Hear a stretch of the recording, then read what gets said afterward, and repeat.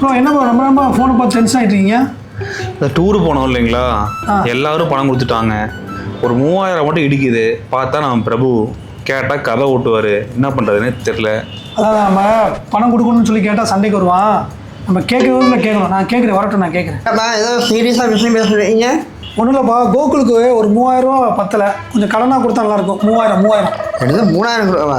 ஏன் நான் ஏதோ டீ சாப்பிடலன்னு வந்தேன். என்னமோ 3000 4000ன்ற என்னமோ ஒரு 50,000 வச்சுக்கிற மாதிரி ஆளும் மனைவி மாதிரி. எங்கிட்ட ஆசை இல்லையா?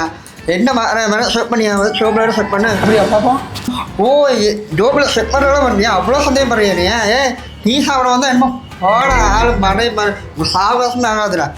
ஒன்றும் இல்லை, கதை ஓட்டுறான் பார்த்தீங்களா? ப்ரோ நேற்று ஒரு சிம் வாங்கினீங்களா?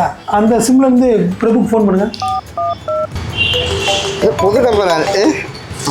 ஹலோ ஹலோ அண்ணே, ஒரு 50,000 வட்டி கொடுக்க முடியுமாண்ணே? நான் வந்து இங்கே பீலம்பேலேருந்து பேசுகிறேண்ணே. 50,000மா?